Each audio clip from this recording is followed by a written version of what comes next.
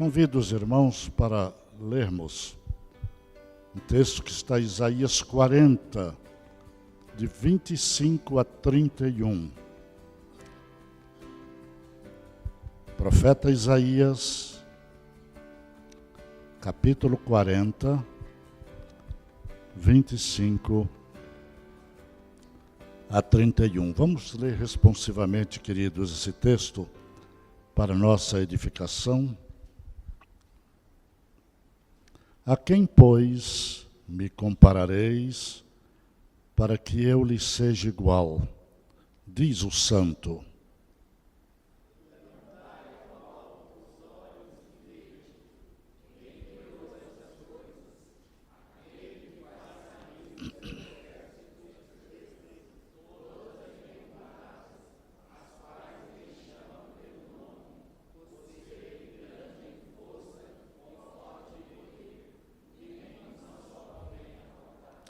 Porque, pois, dizes, ó Jacó, e falas, ó Israel, o meu caminho está encoberto ao Senhor, e o meu direito passa despercebido ao meu Deus?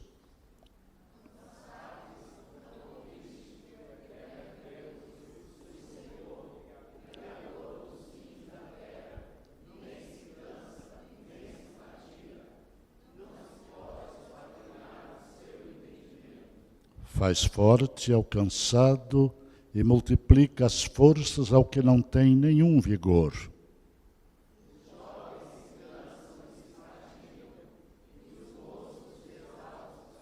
Todos juntos, mas os que esperam no Senhor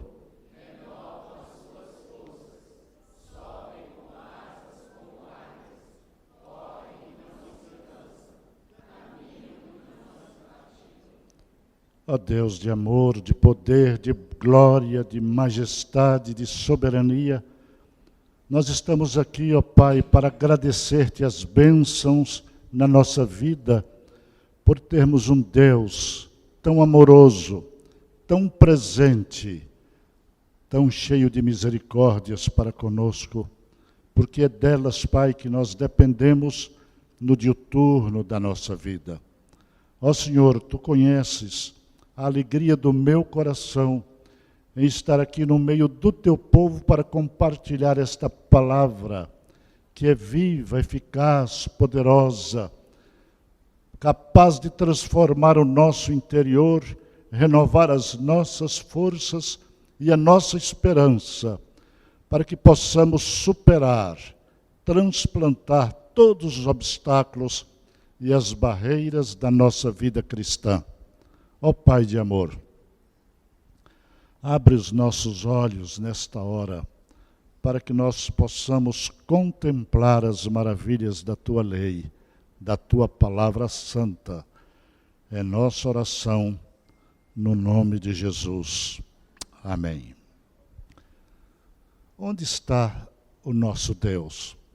Eu já atendi tantas pessoas do gabinete pastoral que entraram, depois de algum tempo, começaram a chorar, dizendo, pastor, eu estou sofrendo tanto, tanta angústia, tanta agonia, tantas noites mal dormidas, eu sou uma crente em Jesus. Onde está o meu Deus? Eu às vezes respondo, Castro Alves também perguntou, Deus, ó Deus, onde estás que não respondes? Em que céu, em que terra, em que mar Tu te escondes? Para muita gente, Deus é um Deus escondido. Para nós, não. Nós sabemos que o nosso Deus se revelou na pessoa de Jesus Cristo para nunca ficar longe de nós, nem escondido dos nossos olhos espirituais. O nosso Deus está presente em nossa vida. Nosso Deus está aqui neste lugar, em todo lugar onde é invocado o nome do Senhor. Ele se faz presente para transformar, para abençoar, para libertar, para trazer alegria e renovar a esperança dos nossos corações. Mas o povo de Deus estava assim, reclamando, lá no exílio, onde está o nosso Deus? Será que o Senhor, nosso Deus, nos abandonou para sempre? Essa é a doutrina dos deístas. Os deístas dizem que Deus criou o mundo e o deixou à sua própria sorte. Eles até que creem na criação já é alguma coisa, mas no resto, nota zero. Nós somos teístas. Nós cremos num Deus que criou o universo, criou os céus e a terra, e tudo o que nela se contém, e nos criou para a sua própria glória. Nos criou homem e mulher, nos criou como família de Deus para glorificar o nome do Senhor em todos os momentos da nossa vida. E há altos e baixos, há dificuldades e há soluções, há problemas, mas há paz do coração se nós temos a certeza de que o nosso Deus está conosco. Amém, queridos? Como eu creio nesta verdade, como tenho experimentado esta verdade no diuturno da minha vida, que não foi fácil, mas todas as vezes que as dificuldades, os problemas batiam a porta, eu confiava nesse texto da palavra de Deus. E quando nós confiamos na palavra de Deus, ela se torna viva no nosso coração. Amém, queridos? Se você crê assim, você é uma pessoa muito feliz. Os deístas creem daquele jeito, do Deus ausente. Nós, os teístas, cremos que Deus criou tudo e permanece dirigindo soberanamente todas as coisas para a sua honra e a sua glória. Queridos, Isaías é um profeta messiânico. Ele fala do nascimento, do ministério, da morte, da ressurreição de Jesus Cristo, da sua volta. É um profeta completo, um homem tão extraordinário que, iluminado, inspirado por Deus, quase 8 séculos antes de voltar, de Jesus vir ao mundo, ele já profetizou. Eu estava dando aula na escola dominical e um moço muito inteligente perguntou assim: pastor, o senhor está dizendo que o profeta Isaías profetizou tudo do futuro e do passado ele sabia alguma coisa? Eu falei: meu querido, quem sabe do futuro, muito mais ainda do passado, porque esse Deus revelou a ele, era um homem que sabia de tudo. Para falar do presente e do futuro, ele tinha que conhecer o passado. Porque, queridos, quem não sabe viver o passado com gratidão a Deus no coração, com alegria de termos sido sustentados por Ele, com o aprendizado de cada dia, com aquilo que nos aconteceu de ruim, para, aprendendo, desfrutarmos no momento e no futuro o melhor que Deus tem reservado para nós. E esquecendo tudo aquilo que aconteceu lá. Aqui? Não. Aqui na minha memória está o dia em que eu tomei uma queda de uma escada de degraus lá em Cocos, na Bahia. Ainda bem que não tinha carro passando rápido por lá. Eu fui parar lá embaixo, 3 anos de idade. Não esqueço, doeu muito. Eu chorei e a minha mãe me pegou nos braços para me consolar. Mas tudo aquilo que aconteceu de ruim na minha vida, de perseguições ou coisas que valham, Deus me deu a graça de esquecer aqui no coração. Amém, queridos? José, chamado do Egito, se lembrava de tudo que os seus irmãos fizeram contra ele de ruim. Mas quando os irmãos chegaram para ele e disseram: agora você tem todo o direito de se vingar de nós. Ele disse: eu? Porventura eu sou Deus? Se é porque enquanto meu pai estava vivo, tinha uma explicação, mas agora ele morreu, nós estamos aqui. Ele disse para eles: olha, não sou Deus. E tudo o que aconteceu lá atrás, através de vocês, foi para que acontecesse tudo aqui que nós estamos desfrutando. Vocês vão permanecer nessa terra e serão sempre abençoados com a minha presença e o meu apoio. Amém, queridos? Isso aqui é coração de crente, queridos. O passado passou. Nós temos que olhar para frente, para o futuro, para um Deus que olha para nós com misericórdia e quer nos restaurar. O povo de Israel estava querendo restauração. E Deus estava lá para fazer isso e fez. Capítulo 40 de Isaías tem 2 títulos. O Senhor vem. O Senhor vem.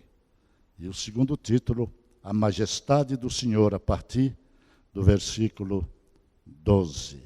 E o foco de todo esse capítulo 40 de Isaías, meus queridos, está no verso 27. Olha na sua Bíblia.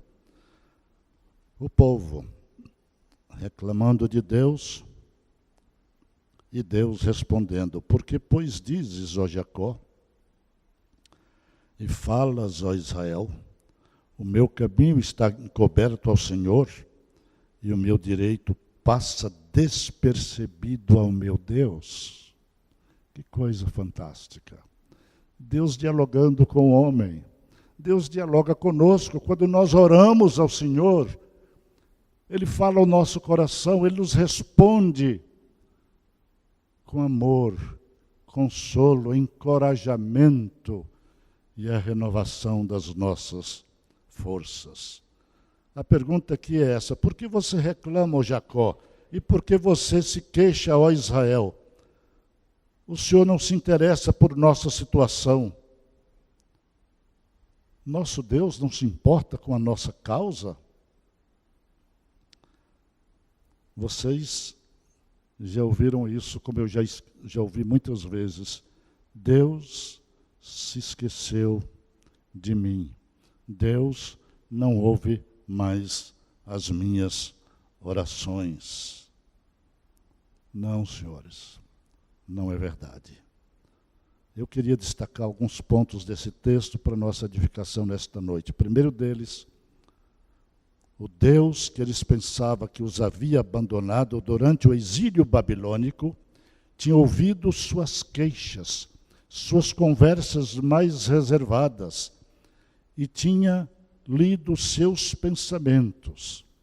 Eles é que se tinham esquecido de que Deus é poderoso, Criador de todas as coisas, amoroso, é o Senhor de todo o universo. Eles achavam que pelo fato de seu sofrimento e humilhação ser grande, que Deus ou era cego, ou era injusto, ou era indiferente, ou era insensível, ou impotente para resgatá-los, para resolver os seus problemas. Isso é pecado. Isso é julgamento de um Deus que é perfeito. Quem somos nós, queridos? Às vezes a gente escuta: se Deus fosse um Deus tão bom, não deixaria acontecer isso que está acontecendo no mundo. O mundo está em polvorosa. O Senhor não deixaria acontecer isso que está acontecendo com o nosso país. Tanta desgraça nesse país. É bom lembrar, queridos, que nosso Deus é o Senhor soberano da história. Mas também há outros agentes da história que tentam interferir. A vitória final é do Senhor, mas Satanás está aí, o tempo todo lutando para mostrar as garras. Saia do lado dele, saia da frente dele, coloque-se diante do Senhor, porque o Senhor é nosso escudo, é nossa fortaleza, Ele que nos livra de todos os perigos, de todas as barbáries deste mundo. Então Deus responde devolvendo a eles a pergunta que fizeram: por que Deus não faz alguma coisa? E Deus responde: por que vocês perguntam tantos porquês? Nós temos o direito de fazer essas perguntas, porque Deus não faz isso, porque Deus faz aquilo. Meus amados, o que nós temos que fazer é nos submetermos inteira e incondicionalmente à vontade soberana e misericordiosa do nosso Deus, esperar por Ele, porque Ele age no momento oportuno. O kairós de Deus é diferente do meu tempo. Meu tempo é o tempo da pressa. Meu tempo é o tempo da carne. Meu tempo é o tempo de eu mesmo fazer a justiça. Mas o tempo de Deus é o tempo de espera, de paciência. Eu creio num Deus assim. E Ele nos adverte. Por que vocês perguntam tantos porquês?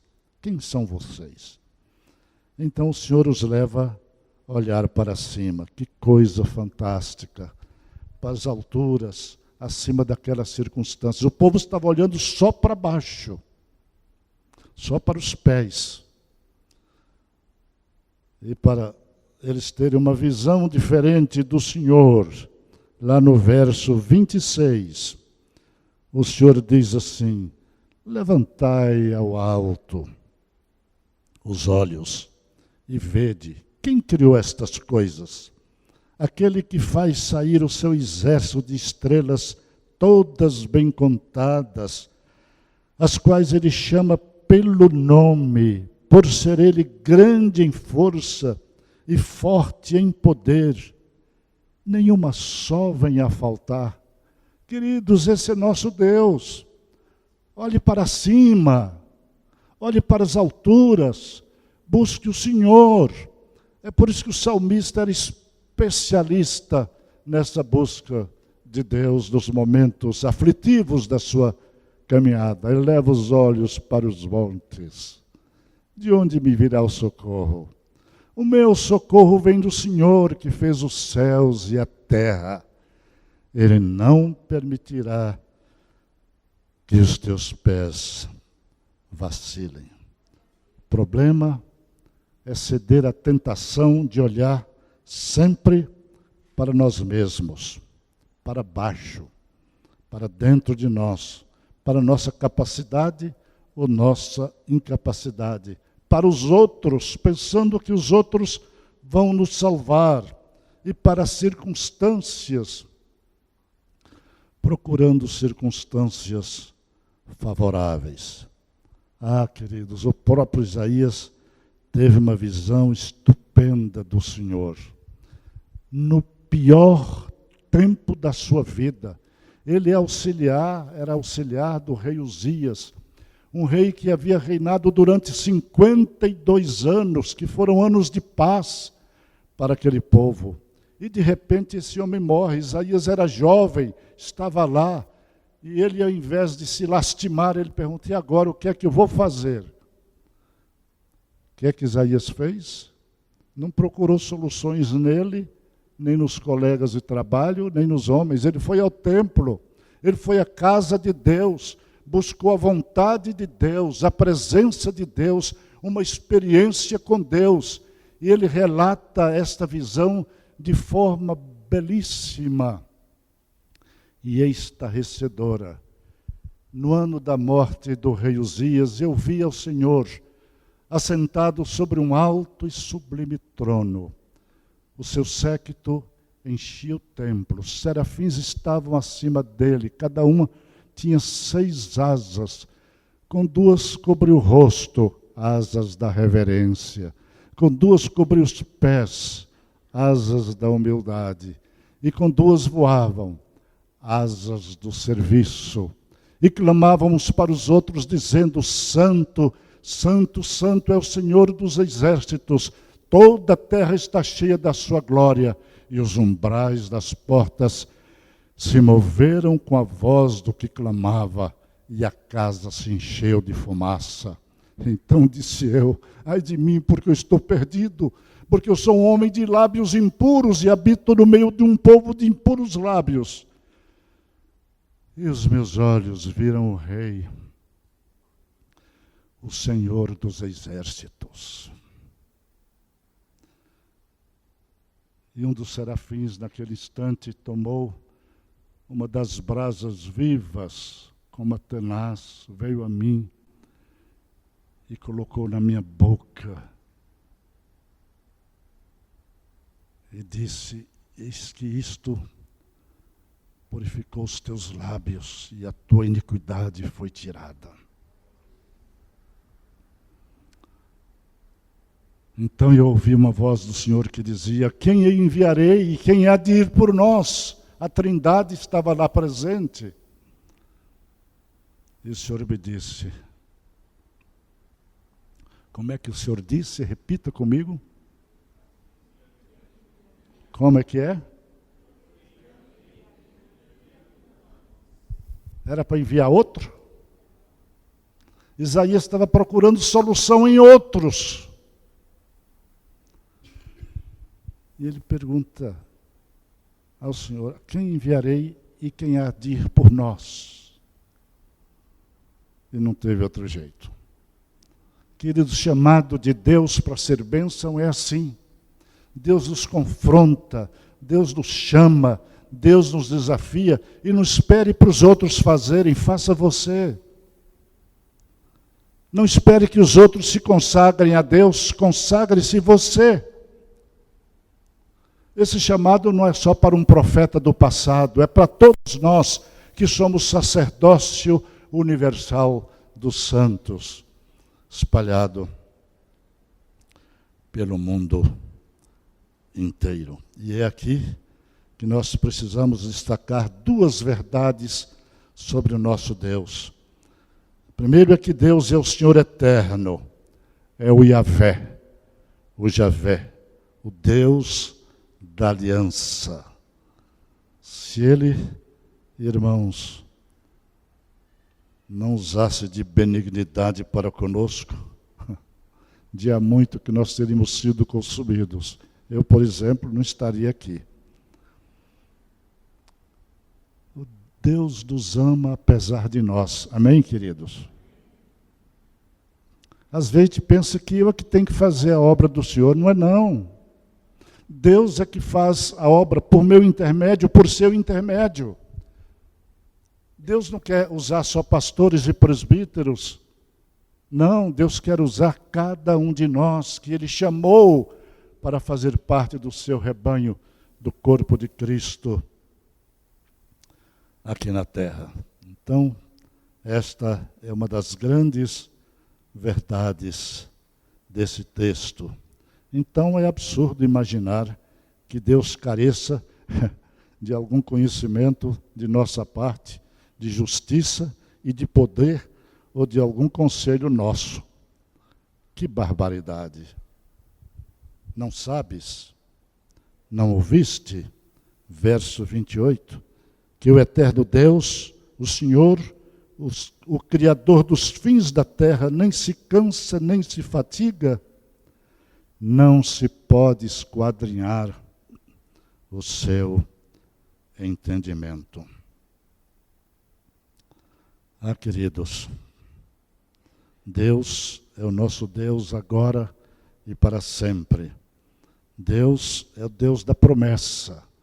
Nosso Deus é o Deus da aliança, uma aliança soleníssima, da qual Ele nunca recuará em seu amor por nós e por causa do seu amor por nós.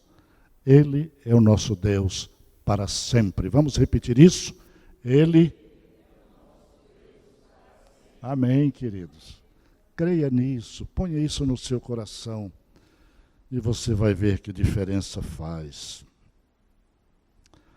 A pergunta-chave de Deus é: com quem vocês me comparam? Olha aí os versos 18 e 25. Verso 18: com quem comparareis a Deus? Ou que coisa semelhante confrontareis com Ele? E o verso 25: a quem, pois, me comparareis para que eu lhe seja igual? Diz o Santo: levanta ao alto os vossos olhos e vede quem criou estas coisas. Nosso Deus é incomparável. Incomparavelmente amoroso, incomparavelmente soberano, incomparavelmente perdoador, incomparavelmente benigno. É Deus que nos resgata da cova para sermos homens e mulheres dignos, para sermos usados por Ele no testemunho a este mundo mau e perverso. Se Ele é o Deus da aliança, como duvidar de seu amor e de sua fidelidade? Gosto muito de Jeremias 32, 39 e 40.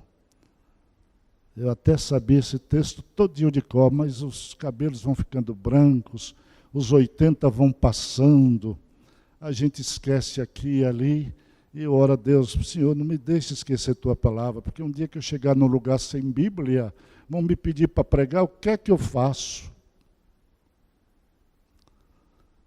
Mas esse texto é maravilhoso, é uma promessa. Dar-lhes-ei, vamos ler juntos, queridos? Quem achou aí? Dar-lhes-ei um só coração e um só caminho, para que me temam todos os dias, para seu bem e bem de seus filhos. Farei com eles uma aliança eterna, segundo a qual não deixarei de lhes fazer o bem, e porei o meu temor no seu coração, para que nunca, nunca se apartem de mim. Amém, queridos? É isso que Deus faz conosco. É isso que Deus quer fazer conosco. E Ele vai fazer, desde que Ele trabalhe o seu coração, e coisas extraordinárias acontecerão, coisas admiráveis, inesperadas, porque Ele é o Deus da aliança. E eu terminaria dizendo, queridos, se nós não cremos nessas verdades, vamos ser muito infelizes. Você quer ser infeliz? Eu não. É por isso que nós devemos crer nessa palavra gloriosa de nosso Deus. Se não crêssemos nessas verdades, Deus seria muito apequenado na nossa mente e no nosso coração. Gosto muito de um poema que eu aprendi com um pastor que escreveu há muitos anos, ele já está na glória, e ele diz assim: as coisas que eu mais amava, uma a uma Deus pedia-as. Todas as coisas eu lhe dava até ficar de mãos vazias.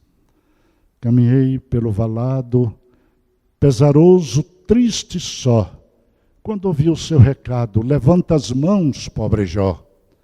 Levantei as mãos contente, de bênçãos ele as encheu, de modo tão excelente que o meu desejo excedeu. Por fim, na minha fraqueza, aprendi esta lição: Deus não dá sua riqueza a quem já tem cheias as mãos. Amém, queridos? Levante duas mãos vazias em fé, para que Deus possa enchê-las de sua graça, de seu amor e de suas verdades eternas e gloriosas. Amém.